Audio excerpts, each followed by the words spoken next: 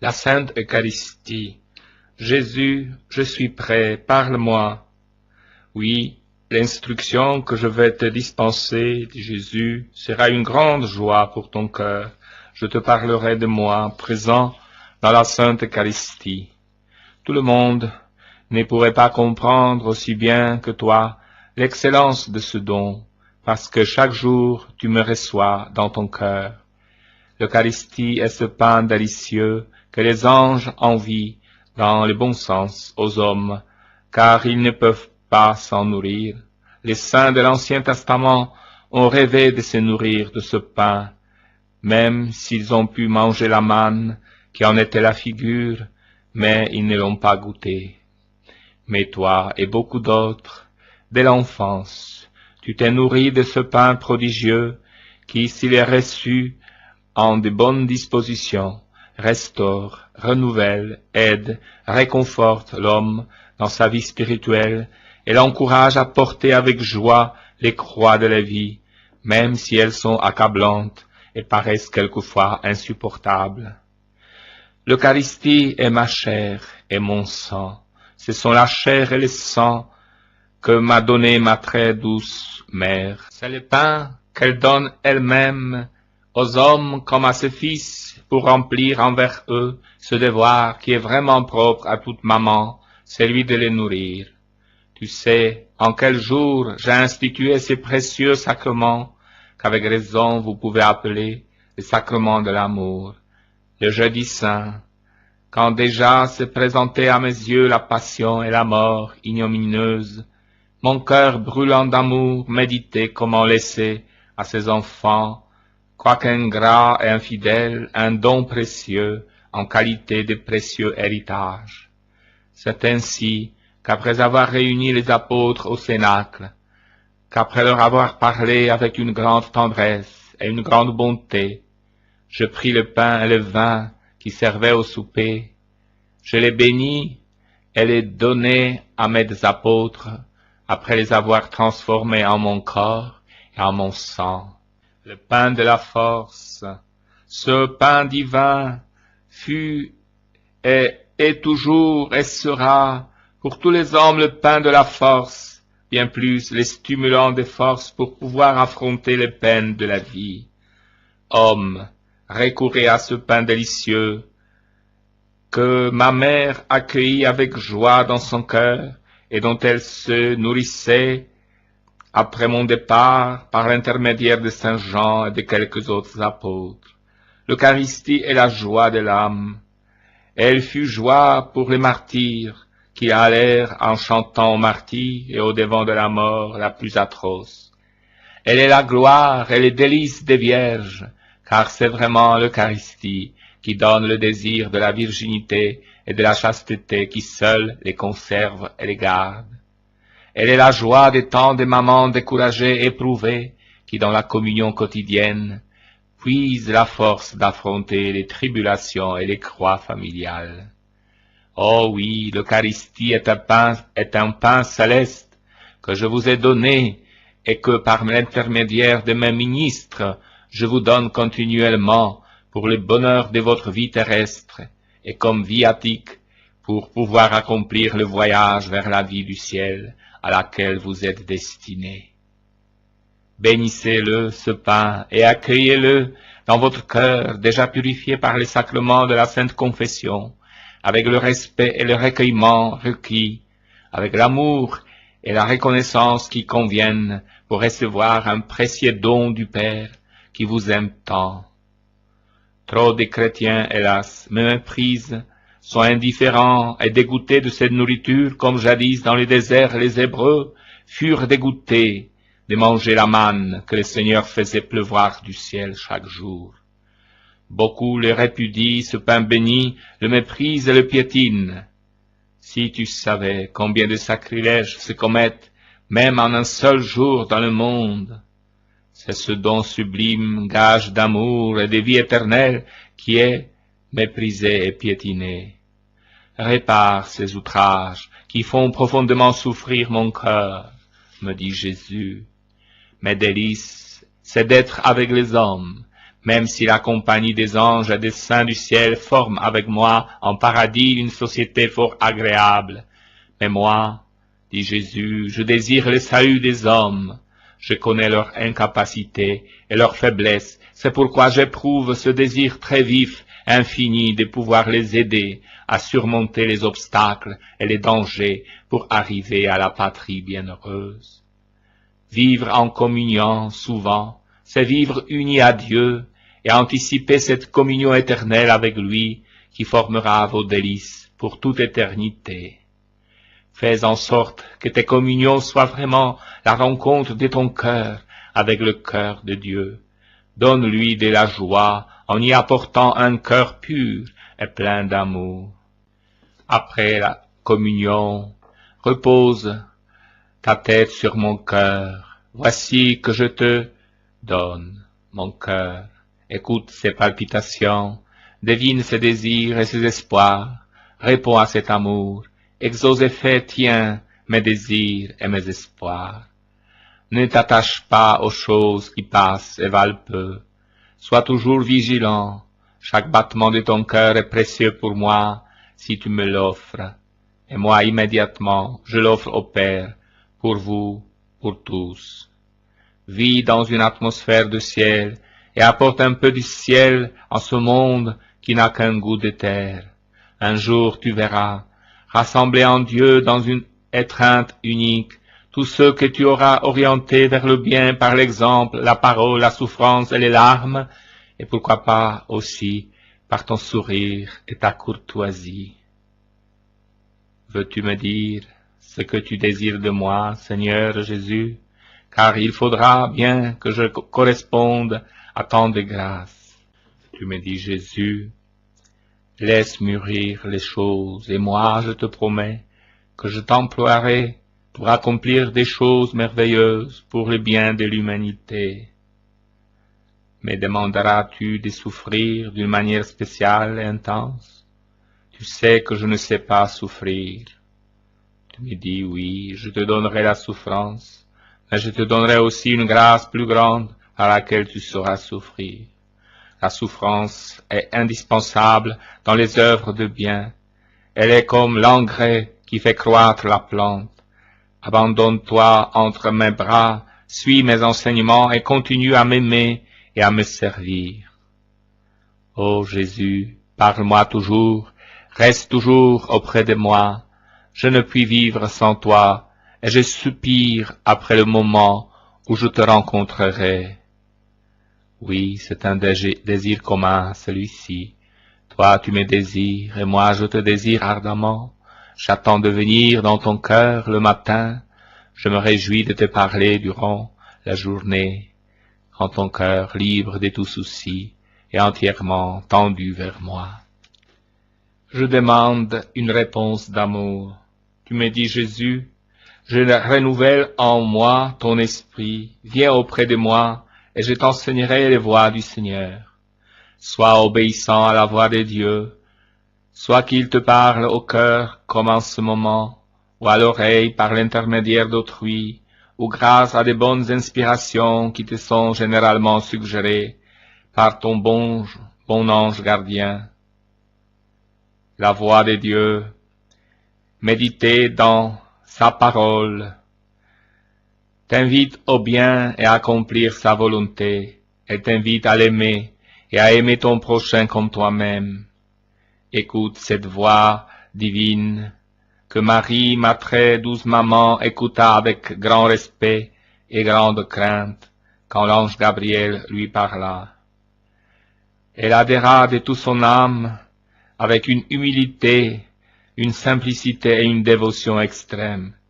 Elle prononça ces paroles que chaque jour les bons chrétiens répètent dans la prière de l'Angélus. Voici la servante du Seigneur, qu'il me soit fait selon ta parole. Ô puissance de ce qu'il soit fait, qui donnait à Dieu la possibilité d'accomplir le plus grand des miracles, un Dieu qui se fait homme pour le salut du monde. L'acte d'obéissance de ma sainte mère commençait la grande œuvre de la rédemption. Il fut grand le fiat qui créa le monde par un acte de la volonté de Dieu, mais la rédemption est un mystère tellement merveilleux qu'aucun homme ne pourra jamais le comprendre ni l'apprécier à sa juste valeur.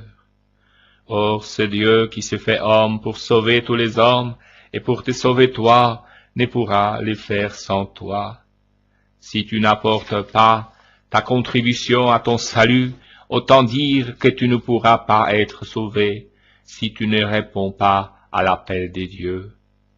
C'est avec raison que mon grand Augustin a dit, Dieu qui t'a créé sans toi ne pourra te sauver sans toi. La première fois, tu fus appelé à la vie. Déjà tu existais dans la pensée de Dieu, qui de toi connaissait et connaît tout. Puis, tu fus appelé par ton nom au saint baptême, et ce nom, moi, je le connais. Tous les noms de tous les hommes, je les connais. Ces noms sont chers à mon cœur, mais je ne pourrai pas tous les appeler au ciel parce que beaucoup d'entre eux ne répondent pas à mon appel. Après le baptême et les sacrements qui suivent, tous expressions d'amour de ma part, j'ai continué et je continue encore d'appeler les hommes. Je les appelle à une vie de moralité et de piété plus intense. Je les appelle à la sainteté, à la perfection. Je les appelle à me suivre dans la voie des commandements de Dieu et de mes conseils. Je les appelle à l'amour. Oui, après avoir donné à l'homme la vie, don d'amour, je l'appelle et je lui demande une réponse d'amour. Veux-tu adresser cette invitation à toutes les personnes que tu rencontres, pour qui tu es institué prêtre catholique? Tu leur diras que le Seigneur veut d'elles une réponse d'amour à son divin appel, que cesse dans le monde, dans les familles, dans les individus la haine et les querelles. À quoi servent-elles si ce n'est à affliger les esprits et le cœur de Dieu, qui étant amour par essence, ne désire que l'amour? Quand les hommes comprendront-ils que répondre à cet appel signifie être dans la loi, et que ne pas y répondre signifie être hors de la loi, et par conséquent dans l'erreur? On a dit avec justesse, aime et fais ce que tu veux, car la perfection de la loi consiste justement en cela. L'appel à l'amour n'est pas seulement pour cette vie, mais c'est un appel éternel. L'amour est la vie du paradis et la cause de la joie immense que l'on y éprouve. C'est l'amour qui accueille comme en un immense océan tous les saints qui en lui demeurent plongés. Répondre à cet appel dont je t'ai parlé, c'est réaliser le plan d'amour de Dieu pour tous les hommes, c'est témoigner de lui sur la terre, c'est remplir au ciel le siège que Dieu a préparé pour chacun d'eux, ou du moins pour chacun de ceux qui auront répondu à l'appel. Jésus, appelle-moi, je t'en prie, appelle-moi par mon nom, et moi je te promets de toujours écouter ta voix. Oui, tu me dis, Jésus, ne laisse jamais passer la voix de Dieu, car tu ne sais pas s'il t'appellera une deuxième fois. Crains le Seigneur qui passe. Dieu ne force pas la volonté de l'homme. Avec patience et bonté, il appelle, il invite, mais doucement. Le refus l'afflige. Écoute donc toujours sa voix, qui est la voix d'un père, la voix d'un ami, d'un frère, d'un époux. Elle veut ton bien, ton salut, ta joie, ta paix. Tu me dis, Jésus, je suis Jésus miséricordieux, ici présent au milieu de vous, désireux de vous parler. Je vous aime, mes enfants, et le plaisir que j'ai d'être au milieu de vous ne peut être payé de retour que par l'amour. Le monde ne comprend pas cela, mais vous qui me suivez en aimant ma douce mère, oui, vous êtes en mesure de me comprendre. Aimez-moi, car je suis désireux de vous faire du bien et d'en faire à vos familles, à travers l'amour que vous me portez. Aimez le chapelet et propagez-le.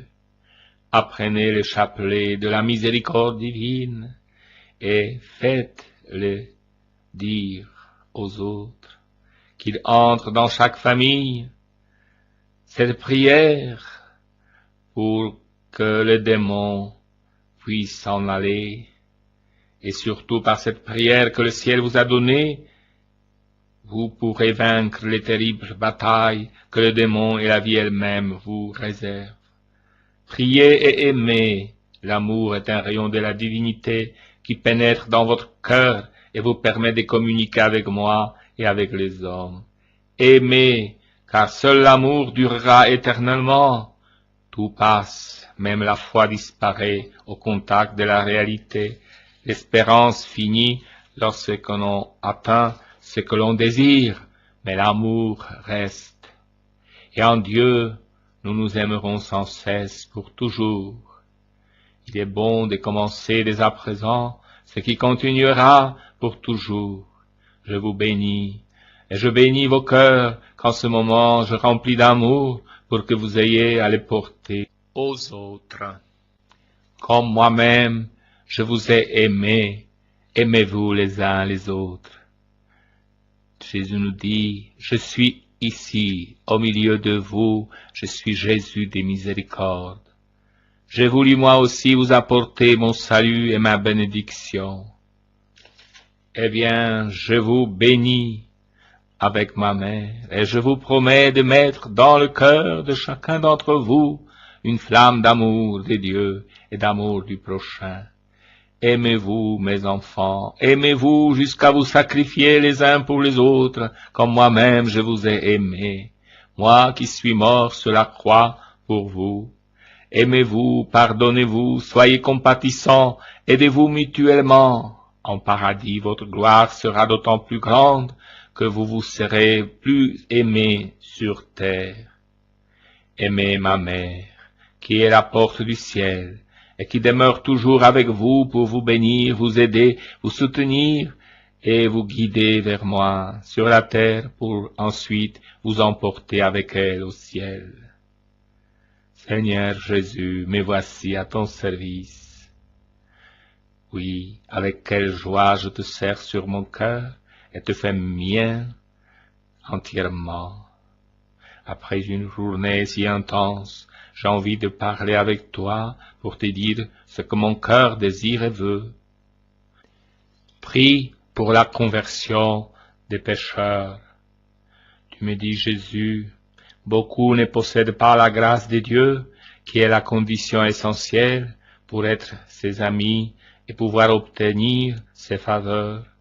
À quoi cela sert-il de faire beaucoup de chemin pour demander une grâce matérielle quand on oublie de demander la collaboration de Dieu qui valorise notre prière? Oh, que le monde est loin d'avoir la vraie foi, celle qui remue les montagnes et opère les miracles. Parle de cela. Invite les gens à s'approcher des saints sacrements avec foi et dévotion pour être en mesure, après avoir purifié leur âme, de recevoir mes faveurs. Parle-leur de la confession, de ce sacrement que j'ai institué par ma miséricorde. Quand leur âme est purifiée, ils voient les choses sous un autre aspect. Ce qui auparavant semblait insupportable, avec l'aide de la grâce, paraît facile. Ce qui afflige tellement leur esprit semble plus léger et supportable, si bien que la vie spirituelle rénovée apporte même un bienfait matériel. Tu me dis, Jésus, quand il t'arrive de demander au Père quelque don matériel ou quelque grâce spéciale pour toi ou pour les autres, demande-toi auparavant, en ce moment, est-ce que je mérite les grâces du Seigneur? Jésus habite-t-il en moi par sa grâce pour prier en mon nom, pour s'unir à moi dans la prière et pour m'appuyer par ses mérites? Si tu peux répondre affirmativement, demande donc, il suffira qu'à ta demande tu ajoutes ces mots, si cela est pour le bien de mon âme et pour mon salut éternel. C'est ainsi, car tu ne dois jamais perdre de vue le salut éternel. Je veux ajouter autre chose, et c'est ceci. Dans la prière, cherche des grâces davantage pour les autres que pour toi, car tu peux pécher par égoïsme, même en priant, et parce que l'exercice de la charité s'exprime aussi de cette manière. Rappelle-toi le monde des souffrants, des infidèles et des pécheurs. Rappelle-toi, veux-je dire, tous ceux qui, sur la face de la terre, attendent le secours de ta prière, et sois généreux en accomplissement envers tout le monde cette œuvre d'immense de charité. Recommande-moi tes frères prêtres qui sont mes représentants sur la terre, qui devraient marcher pas à pas à côté de moi et qui très souvent se sentent faibles et incapables et seraient davantage saints s'ils faites ceci en mémoire de moi. Le geste de la communion, nous les vivons facilement. Que nous les posions à l'ancienne en ouvrant la bouche, ou que nous tendions notre main, de toute façon, nous recevons une hostie que nous mangeons. Parfois même, nous arrive-t-il de boire au calice. Que se passe-t-il dans la tête de chacun de ceux qui posent ce geste si simple? Quelle interprétation se donne-t-il de l'Eucharistie? En cette conférence, je voudrais aider à chacun à clarifier ses propres idées sur l'Eucharistie. Je ne prétends pas donner ici un catéchisme complet sur ce sacrement. Plus modestement, nous cherchons à faire comprendre deux choses. En premier lieu, la célébration de l'Eucharistie n'est pas une simple allégorie qui permettrait de mimer indéfiniment un geste important de Jésus. La plus modeste célébration de l'Eucharistie est un événement qui rend vivant pour nous les grands événements de la croix et de la résurrection du Seigneur Jésus. Cet événement est en lien avec tous les événements de nos vies.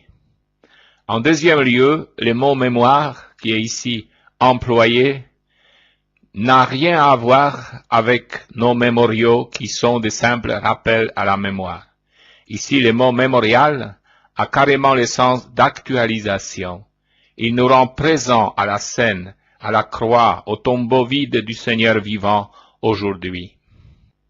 Une histoire de l'Eucharistie. En effet, l'Eucharistie a une histoire. Elle n'est pas apparue un beau jour comme par magie. Elle a même une préhistoire grâce à laquelle elle plonge ses racines au plus lointain du temps, aux origines mêmes. La préhistoire de l'Eucharistie n'est rien de moins que l'amour même de Dieu. Cet amour a voulu créer l'homme, et la Genèse nous raconte comment Dieu modela à partir d'un peu de glaise le corps du premier homme. L'amour de Dieu n'a jamais voulu entériner la rupture que l'homme voulut établir entre lui-même et son Dieu. Dieu fait tout pour se réconcilier l'homme. Il fait tout jusqu'à se faire homme. Le Fils de Dieu prend pour lui, grâce à Marie, une individualité humaine, un corps d'homme. C'est ici que nous entrons dans l'histoire de l'Eucharistie, histoire ancienne. Au temps des Gaulois, au temps des antiques Romains, apparut en Palestine un certain Jésus. Très vite, la foi chrétienne reconnut en lui le Fils même de Dieu fait homme. Vrai Dieu et vrai homme, tellement vrai de part et d'autre que ce Jésus pourra dire « Qui m'a vu a vu le Père ». C'est ici que commence l'Eucharistie proprement dite. C'est ici en effet que commence à vivre le corps de Jésus. Lorsque nous disons corps, il s'agit de la symbolisation visible, palpable d'une personne. Voici que vient de naître le corps qui est le symbole de la deuxième personne de la Sainte Trinité. C'est ici que commence l'unique sacrifice chrétien.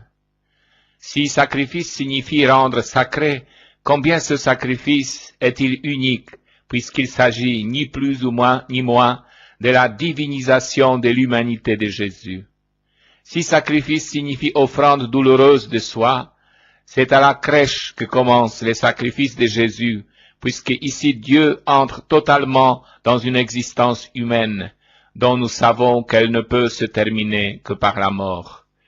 Nul ne prend ma vie, mais c'est moi qui la donne, et je l'ai donnée en venant au monde, car le Fils de Dieu ne retint pas jalousement le rang qui l'égalait à Dieu, mais il s'est anéanti jusqu'à la mort et la mort de la croix. Lettre aux Philippiens 2, 7 à 8. La scène. Au moment de la scène, Jésus nous dit en clair son intention de toujours, l'intention même de Dieu. Si Dieu s'est fait homme, ce n'est pas pour rencontrer et sauver seulement ses compatriotes contemporains. C'est bien pour rencontrer et sauver tous les hommes. Aussi, au soir du jeudi saint, il prend du pain et du vin, quoi de plus simple, et il dit que désormais le rôle que jouait son corps, rendre présent Dieu même, serait tenu par le pain et le vin, sur lesquels seraient prononcées les paroles mêmes qu'il vient de prononcer. Mais ce n'est qu'après Pâques que les disciples donnèrent à cette annonce tout son poids. En effet, au lendemain du jeudi saint, le corps de Jésus est crucifié. Mais 3 jours après, ce même corps ressuscite. Désormais, le corps de Jésus, son humanité, possède toutes les prérogatives divines. Il n'est plus esclave ni de la matière, ni de l'espace, ni du temps. Il peut rencontrer tout homme qui ne le refuse pas. Il peut se rendre intérieur à tout homme. C'est alors que peut commencer l'histoire contemporaine de l'Eucharistie. Histoire contemporaine. Aujourd'hui, nous, chrétiens de ce temps, nous avons 2 choses à accomplir. Nous avons à célébrer l'Eucharistie dans la communauté des croyants. C'est par elle que nous sommes chrétiens, ce qui veut dire du Christ. Nous nous donnons à lui parce que d'abord il se donne à nous, comme nourriture et boisson, pour que nous devenions lui. À partir de nos célébrations, c'est notre corps même qui devient corps du Christ, notre corps individuel et notre corps social d'Église. D'où notre deuxième responsabilité. Elle consiste à nous engager auprès de tous les hommes. Si pour nous le pain et le vin consacrés sont les signes efficaces de la réelle présence de Jésus au milieu de nous et en nous, il ne faudrait pas en conclure que nous sommes l'élite privilégiée, jouissant des droits dont les autres seraient privés. L'incroyant aussi reçoit de Dieu un signe palpable de sa présence pour lui. Quel est ce signe? Tout simplement notre humanité individuelle et collective, qui est le corps même de Jésus pour aujourd'hui et pour ici. Voilà notre responsabilité.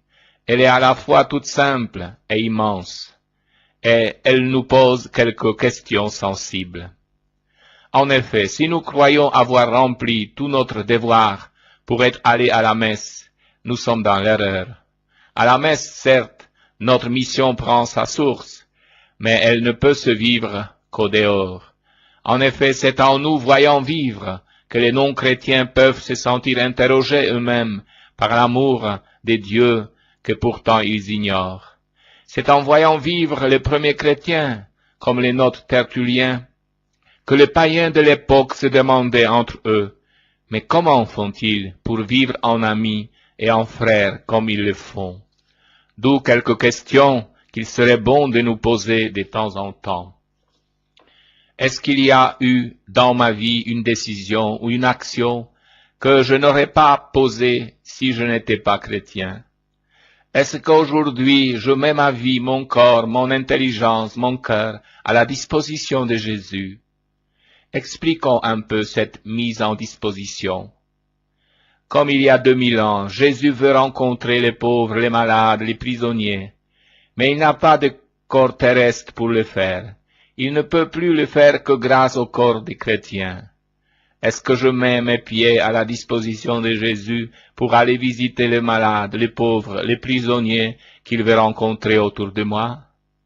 Comme il y a 2000 ans, Jésus veut aujourd'hui comprendre et aimer tous les hommes.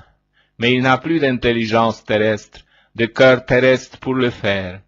Est-ce que je mets mon intelligence et mon cœur à la disposition de Jésus pour aimer et comprendre ceux que Jésus veut comprendre et aimer autour de moi?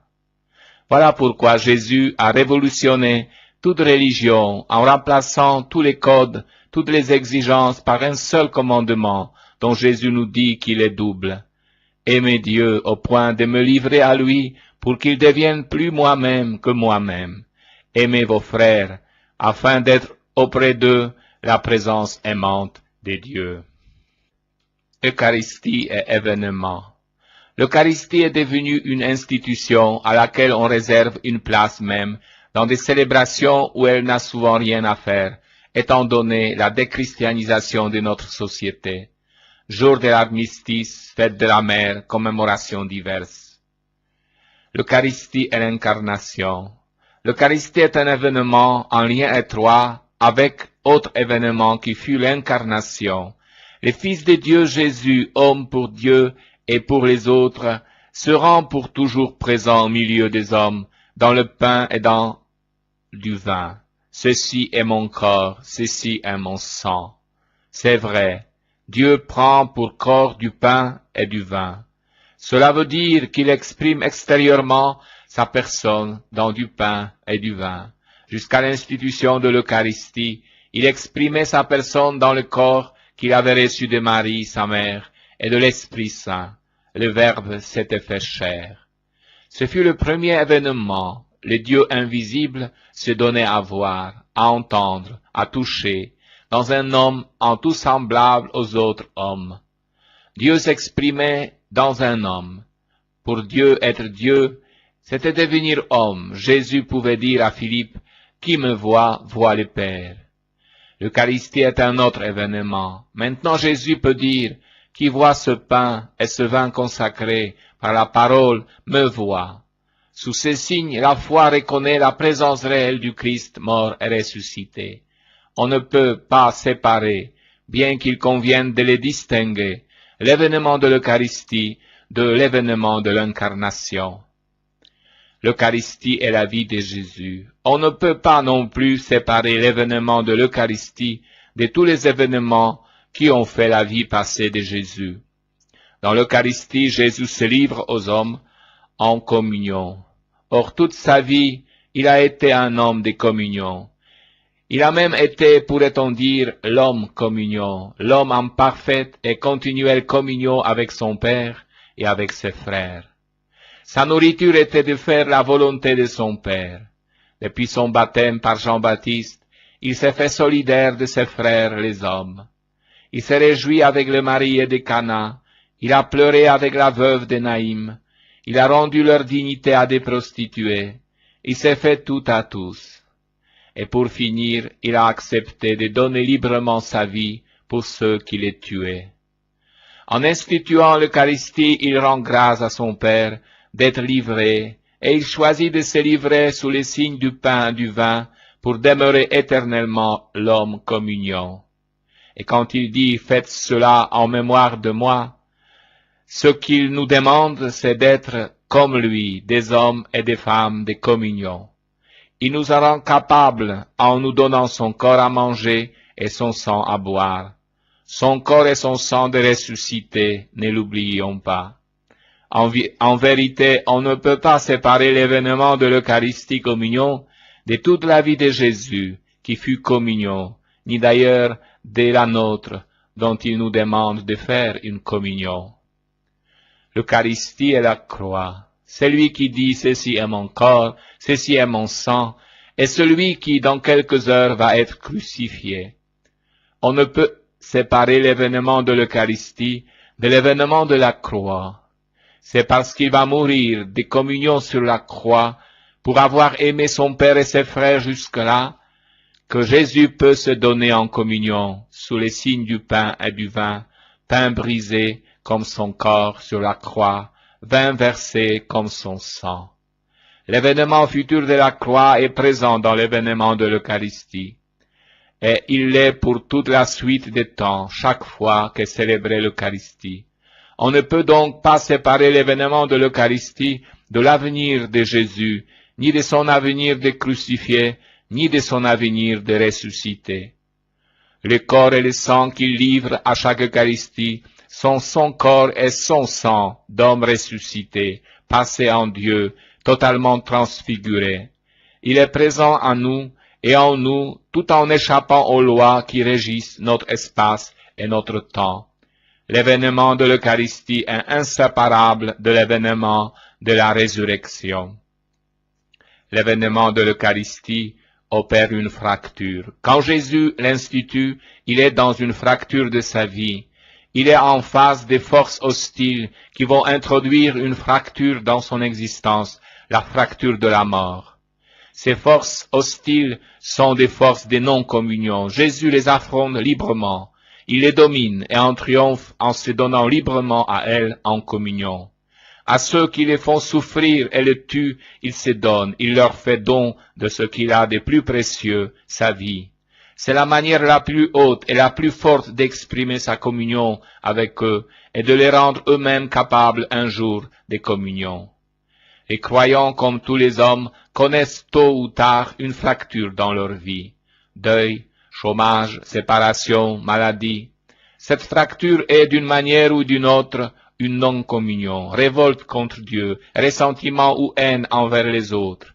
Dans cette fracture, l'Eucharistie peut se présenter à eux comme un événement de communion qui les aidera à ne pas douter de l'amour du Père et à ne pas cesser d'aimer leurs frères. La fracture deviendra communion.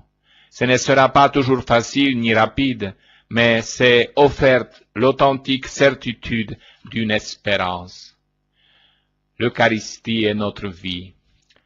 L'Eucharistie donne sens à tous les événements de notre vie. Tout événement de notre vie peut devenir Eucharistie. Écoutons le dialogue de Jésus avec les disciples d'Emmaüs. Il lui raconte les événements tragiques qui viennent de se passer à Jérusalem, l'arrestation de Jésus puis sa mise à mort. Ils sont désespérés. Ils le sont parce qu'ils restent à la surface des événements. Jésus va leur en révéler la profondeur.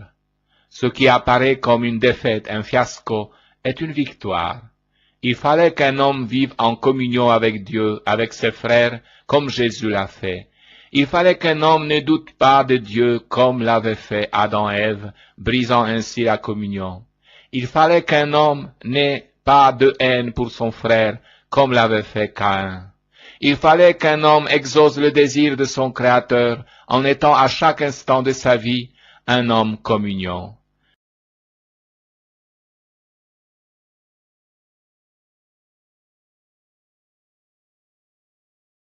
L'Eucharistie, mystère lumineux.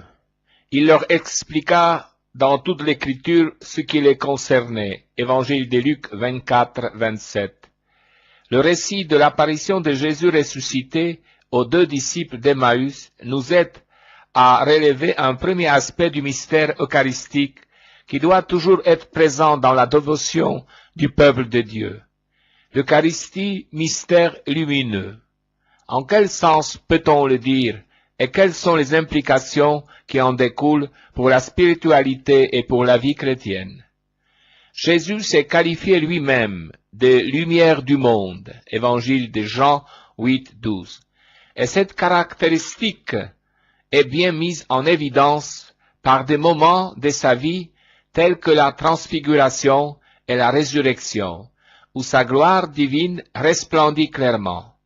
Dans l'Eucharistie, au contraire, la gloire du Christ est voilée. Le sacrement de l'Eucharistie est le mystère de la foi, par excellence. C'est donc précisément à travers le mystère de son enfouissement total que le Christ se fait mystère lumineux, grâce auquel le croyant est introduit dans la profondeur de la vie divine. Ce n'est pas sans une heureuse intuition que la célèbre icône de la Trinité de Roublev place de manière significative l'Eucharistie au centre de la vie trinitaire. L'Eucharistie est lumière avant tout parce que, à chaque messe, la liturgie de la parole de Dieu précède la liturgie eucharistique, dans l'unité de deux tables, celle de la parole de Dieu et celle du pain du ciel. Cette continuité apparaît dans les discours eucharistiques de Jésus, dans l'évangile de Jean, où l'annonce de Jésus passe de la présentation fondamentale de son mystère à l'illustration de la dimension proprement eucharistique. Ma chair est la vraie nourriture et mon sang est la vraie boisson. Évangile de Jean 6, 55. Comme nous le savons, c'est cela qui dérouta une grande partie des auditeurs, conduisant Pierre à se faire le porte-parole de la foi des autres apôtres et de l'Église de tous les temps. Seigneur, vers qui pourrions-nous aller? Tu as les paroles de la vie éternelle, Évangile de Jean 6, 68. Dans le récit des disciples d'Emmaüs, le Christ lui-même intervient pour montrer, en partant de Moïse et de tous les prophètes, que toute écriture conduit au mystère de sa personne. Voir l'évangile de Luc 24, 27. Ces paroles font brûler le cœur des disciples, les soustraient à l'obscurité de la tristesse et du désespoir, et suscitent en eux le désir de demeurer avec lui. Reste avec nous, Seigneur. Évangile de Luc 24, 29. Ils reconnurent à la fraction du pain. Évangile de Luc 24, 35. Il est significatif que les deux disciples d'Emmaüs, bien préparés par les paroles du Seigneur, les reconnurent alors qu'ils étaient à table, au moment du geste simple de la fraction du pain. Lorsque les esprits sont éclairés et que les cœurs sont ardents, les signes parlent. L'Eucharistie se déroule entièrement dans les contextes dynamiques des signes qui portent en eux-mêmes un message dense et lumineux. C'est à travers les signes que le mystère, d'une certaine manière, se dévoile aux yeux du croyant. Comme je l'ai souligné dans l'encyclique Ecclesia de Eucharistia, il est important de ne négliger aucune dimension de ce sacrement. En effet, la tentation de réduire l'Eucharistie à ses dimensions personnelles est toujours présente en l'homme, alors qu'en réalité, il revient à ce dernier de s'ouvrir aux dimensions du mystère. L'Eucharistie est un don trop grand pour pouvoir supporter des ambiguïtés et des réductions. La dimension la plus évidente de l'Eucharistie est sans doute celle du repas. L'Eucharistie est née au soir de Jeudi Saint, dans le contexte du repas pascal. Elle porte donc, inscrit dans sa structure même, l'essence de la convivialité. Prenez, mangez, puis prenant la coupe, il la leur donna en disant, buvez-en tous. Évangile de Matthieu 26, 26. Cet aspect exprime bien la relation de communion que Dieu veut établir avec nous et que nous devons nous-mêmes développer les uns avec les autres. On ne peut toutefois oublier que le repas eucharistique a aussi, et c'est primordial, un sens profondément et avant tout sacrificiel. Le Christ nous y présente à nouveau les sacrifices, accomplis une fois pour toutes sur les Golgotha. Tout en y étant présent comme ressuscité, il porte les signes de sa passion, dont chaque messe est le mémorial, ainsi que nous le rappelle la liturgie dans l'acclamation après la consécration. Nous proclamons ta mort, Seigneur Jésus, nous célébrons ta résurrection, nous attendons ta venue dans la gloire. En même temps, tandis qu'elle rend présent le passé, l'Eucharistie nous tourne vers l'avenir de l'ultime retour du Christ à la fin des temps. Cet aspect eschatologique donne au sacrement eucharistique une dynamique qui met en marche et qui donne au cheminement chrétien les souffles de l'espérance. Je suis avec vous tous les jours. Évangile de Matthieu 28, 20. Toutes ces dimensions de l'Eucharistie se rejoignent dans un aspect qui, plus que tous les autres, met notre foi à l'épreuve, à savoir celui du mystère de la présence réelle. Avec toute la tradition de l'Église, nous croyons que sous les espèces eucharistiques, Jésus est réellement présent. Il s'agit d'une présence qui, comme l'a bien expliqué le pape Paul VI, est dite réelle, non par exclusion, mais parce qu'en vertu de cette présence, le Christ tout entier se rend substantiellement présent dans la réalité de son corps et de son sang. C'est pourquoi la foi nous demande de nous tenir devant l'Eucharistie avec la conscience que nous sommes devant le Christ lui-même. C'est sa présence même qui donne à toutes les autres dimensions, repas, mémorial de la Pâque, anticipation eschatologique, une signification qui va bien au-delà d'un pur symbolisme. L'Eucharistie est mystère de présence, par lequel se réalise de manière éminente la promesse de Jésus de rester avec nous jusqu'à la fin du monde. Célébrer, adorer, contempler. L'Eucharistie est un grand mystère, mystère qui doit avant tout être bien célébré. Il faut que la messe soit placée au centre de la vie chrétienne et que dans chaque communauté, on fasse tout son possible pour qu'elle soit célébrée de manière digne, dans le respect des normes établies, avec la participation du peuple, y associant des divers ministres dans l'exercice des tâches qui leur incombent, et avec une sérieuse attention au caractère sacré du chant et de la musique liturgique. Il convient tout particulièrement aussi bien dans la célébration de la messe que dans les cultes eucharistiques hors de la messe, de développer une vive conscience de la présence réelle du Christ, en prenant soin d'en témoigner par les tons de la voix, par les gestes, par les mouvements, par les comportements tout entiers. À cet égard, les normes rappellent, et j'ai eu moi-même l'occasion de le rappeler récemment, l'attention qui doit être portée au moment de silence dans la célébration comme dans l'adoration eucharistique. En un mot, il est nécessaire que les ministres et les fidèles traitent l'Eucharistie avec un très grand respect. La présence de Jésus dans les tabernacles doit constituer comme un pôle d'attraction pour un nombre toujours plus grand d'âmes pleines d'amour pour lui et capables de rester longuement à écouter sa voix et à entendre presque le battement de son cœur. Goûtez et voyez, le Seigneur est bon. Psaume 33, 9.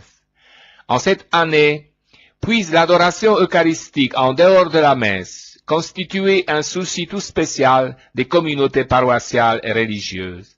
Restons longuement prosternés devant Jésus présent dans l'Eucharistie, réparant ainsi par notre foi et notre amour les négligences, les oublis et même les outrages que notre Sauveur doit subir dans de nombreuses parties du monde. Dans l'adoration, puissions-nous approfondir notre contemplation personnelle et communautaire, en nous servant aussi de textes de prière toujours imprégnés par la parole de Dieu et par l'expérience de nombreux mystiques anciens ou plus récents. Les rosaires lui-même, entendus dans son sens le plus profond, biblique et christocentrique, que j'ai recommandé dans la lettre apostolique Rosarium Virginis Mariae, pourra être une voie particulièrement adaptée à la contemplation eucharistique réalisée en compagnie de la Sainte Vierge Marie et à son école. Eucharistie, principe et projet de mission. À l'instant même, ils se levèrent. Évangile de Luc 24, 33. Après avoir reconnu le Seigneur, les deux disciples d'Emmaüs se levèrent à l'instant même pour communiquer ce qu'ils avaient vu et entendu. Lorsqu'on a fait une véritable expérience du ressuscité, se nourrissant de son corps et de son sang, on ne peut garder pour soi seul la joie éprouvée.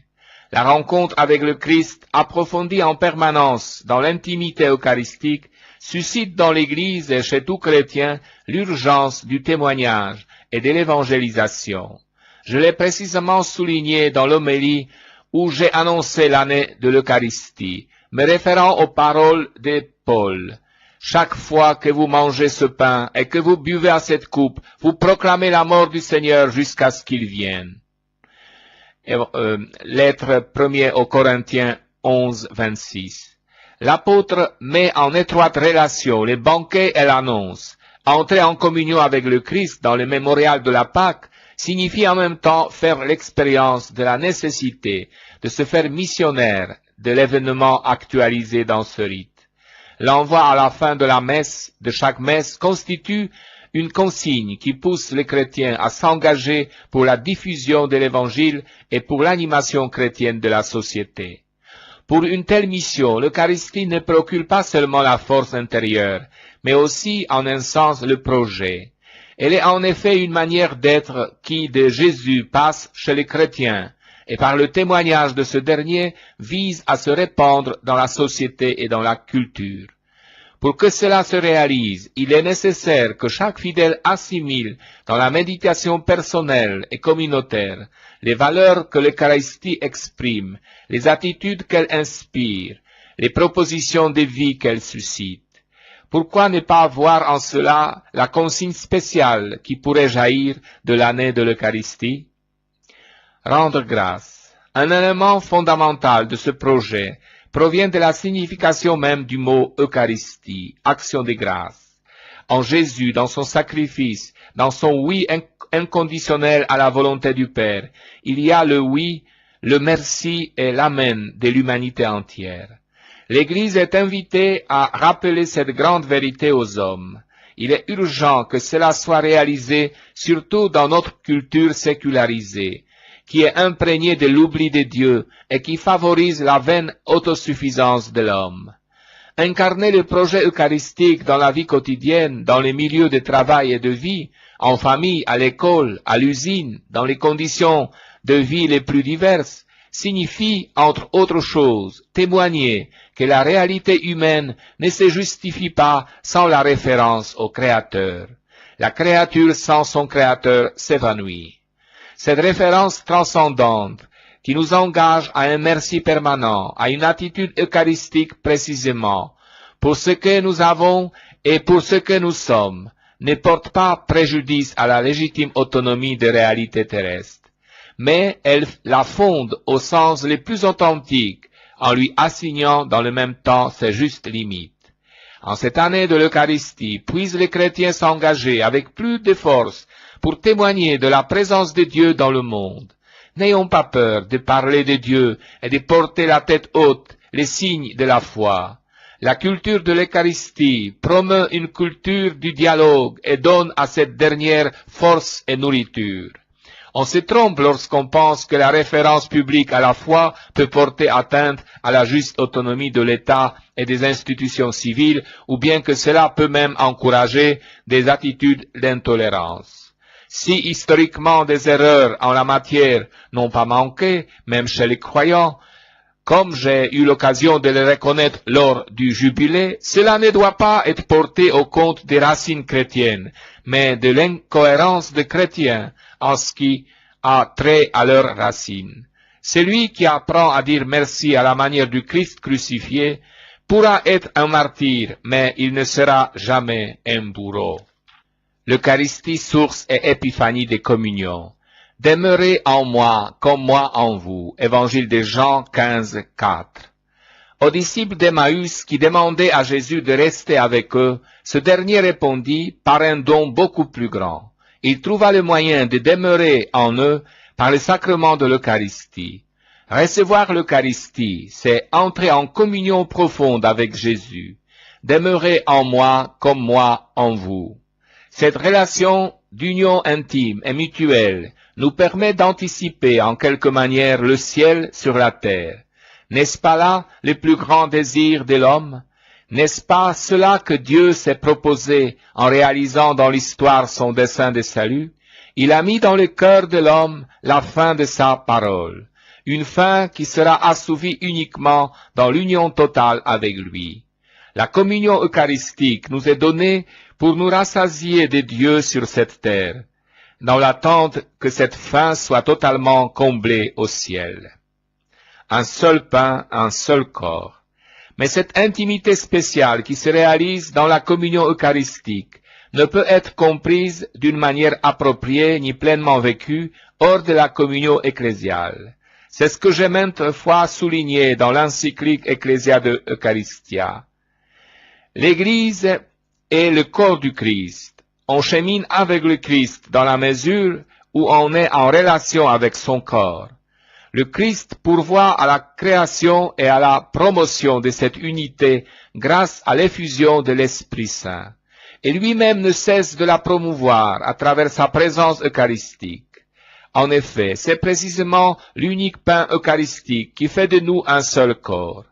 L'apôtre Paul l'affirme, parce qu'il n'y a qu'un seul pain, à plusieurs nous ne sommes qu'un seul corps, car tous nous participons à ce pain unique. Première lettre aux Corinthiens 10, 17.